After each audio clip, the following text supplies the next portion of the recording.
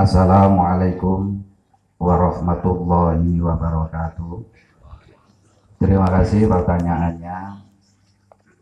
Sudah menjadi dilema dan menjadi fenomena ketika kita mengajak kepada orang lain, terutama melakukan kebaikan-kebaikan, itu mungkin juga beragam tanggapan-tanggapan yang disampaikan oleh orang yang kita ajak, terutama mengajak untuk ikut mengamalkan sholawat wahidiyah sebagai sarana pendekatan kepada Allah wa Rasulihi Sallallahu Alaihi Wasallam.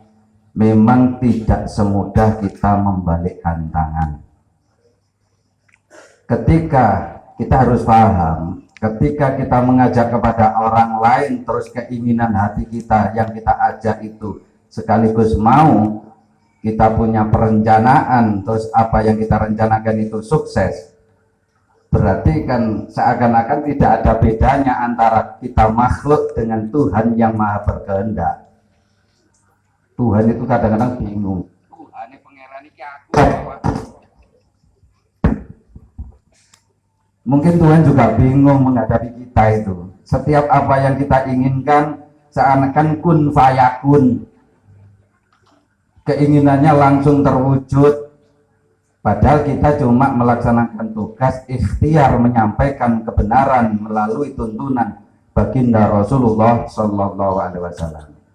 Jangankan diri kita, baginda Rasul kekasih Allah dalam perjuangannya hampir sekitar 17 tahun itu ditentang oleh masyarakat, oleh lingkungan, terutama lingkungan keluarga.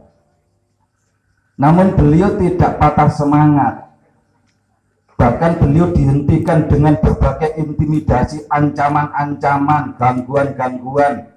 Sampai pamannya yang namanya Abu Thalib itu prihatin melihat kondisi Muhammad bin Abdullah dalam memperjuangkan umat masyarakat. Akhirnya melalui pamannya, tokoh-tokoh Quraisy menyampaikan, Muhammad itu suruh berhenti, jangan berjuang merubah keyakinan masyarakat di sini. Ini keyakinan di sini sudah turun-temurun dari nenek moyang. Gak usah dirubah-rubah, gak usah dikenalkan pada Tuhan yang lainnya. Kalau Muhammad mau berhenti, saya jamin dia minta apa? Minta kedudukan, harta benda. Disampaikan oleh tokoh-tokoh Quraisy juga melalui pamannya Abu Thalib. Langsung pamannya menyampaikan, wahai Muhammad, berhenti saja, duduk saja, tidur saja di rumah, kamu nanti dijamin oleh tokoh-tokoh Quraisy. Langsung beliau sambil meneteskan air mata menyatakan dengan tegas, ya ami lawadau syamsa fi yamini wal qamara fi yasari ala an atruku hadal amro ma taraktuhu. Hai pamanku, seandainya orang-orang Quraisy semuanya itu mampu mengambil matahari untuk diletakkan di tangan kananku dan juga mampu mengambil bulan untuk diletakkan di tangan kiriku, dengan tujuan aku supaya berhenti memperjuangkan umat masyarakat, saya tidak akan berhenti. Kalau perlu saya mati di tengah-tengah perjuangan ini. Ini keyakinan, Mbak. Sedangkan kita dititipi amalan sholawat wahidiyah oleh beliau, mu'alif dianggap sebagai wakil. Kalau kita kadang-kadang masih ragu-ragu, tidak yakin, mujadahnya saja sudah males, tidak berjuang males, ya mana mungkin orang lain mau mengikuti kita. Sama dengan kita, ada orang saat jual obat penumbuh rambut. Ada orang jual obat penumbuh rambut dengan promosinya, menyampaikan dengan berbagai argumen, ini obat penumbuh rambut, penumbuh kumis, penumbuh obatnya rambut, tapi dia sendiri gondol. Kan nggak ada orang samping kita harus menunjukkan perilaku yang baik. Lisanul hal afsahu min lisanil maqal.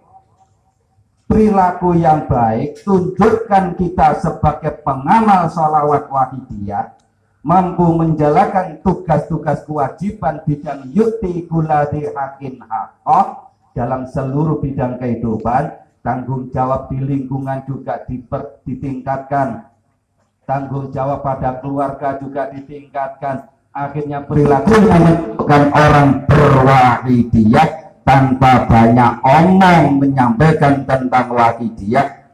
Itu mengikuti apa kita.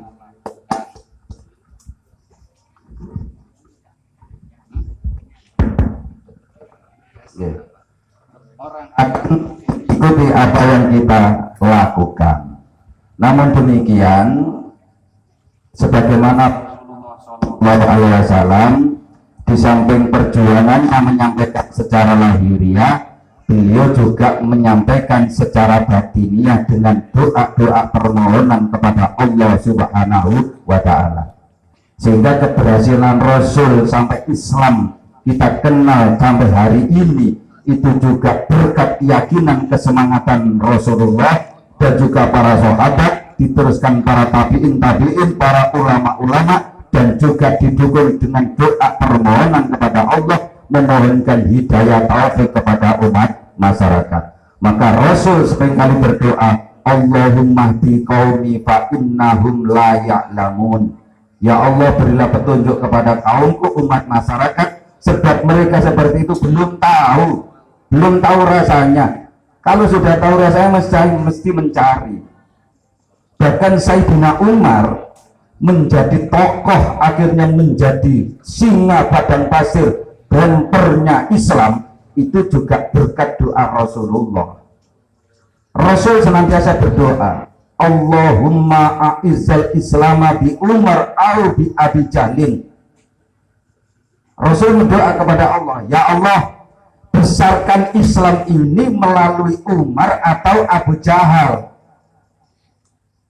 Seandainya Rasulullah dengan kata sambungnya dan, tidak au tapi wau atau wau sambung, Allahumma a'izzal islama bi Umar wa Abu Jahlin, mungkin Abu Jahal juga katut jadi Islam, Pak. Tapi sayang Rasulullah pada itu berdoanya, ya Allah, besarkan Islam ini melalui Umar atau Abu Jahal. Tapi yang dipilih Allah akhirnya Sayyidina Umar. Ketika beliau belum menjadi Islam, beliau raja tega, pemabuk, pembunuh, corot di masyarakat kita preman, raja preman, sampah masyarakat, hina di hadapan Allah. Namun ketika hidayah masuk berkat doa Rasulullah, penjahat preman sekaliber Umar ibnu Khattab akhirnya diangkat derajatnya oleh Allah menjadi sahabat Rasul karena dekat hatinya dengan Rasulullah Sallallahu Alaihi Wasallam. Nah, kita sebagai pengamal sholat wahidiyah jangan pesimis dan juga jangan suudon dengan apa yang kita lakukan untuk menyiarkan. Perlu kula panjenengan sebelum menyampaikan sholat wahidiyah, kalau memang yang akan disiari diajak itu sudah betul-betul dikenal dan tahu siapa yang akan diajak, malam dimujadai, dimohonkan kepada Allah, dimohonkan syafaat beliau Rasulullah, dimohonkan nadrah tarbiyah beliau mu'alif salat wahidiyah. Insya Allah kita menyampaikan 1-2 kata akan diterima dan masuk dalam jiwa rohani, Pak. Tidak menjadi perdebatan. Karena apa? Hidayah sudah dimasukkan dulu, baru orang itu tanpa banyak bicara menyampaikan. Nah, inilah metode dalam perjuangan wahidiyah. Di samping menyampaikan lembaran salat wahidiyah, kartu nidak dan lain sebagainya, penjelasan-penjelasan secara singkat, yang tidak kalah pentingnya adalah didukung dengan mujahadah. Maka setiap rangkaian mujahadah ada baligh jami'al alamin nida'ana hada waj'al fihi taksiron baligha, supaya apa? Disampaikan kepada hati sanubari umat masyarakat, minimal orang itu akan sadar kepada Allah dan melalui baginda Rasulullah Sallallahu Alaihi Wasallam. Jadi intinya ya didungaaken, dimujadahi, Pak. Terima kasih. Yang lain mau jawaban?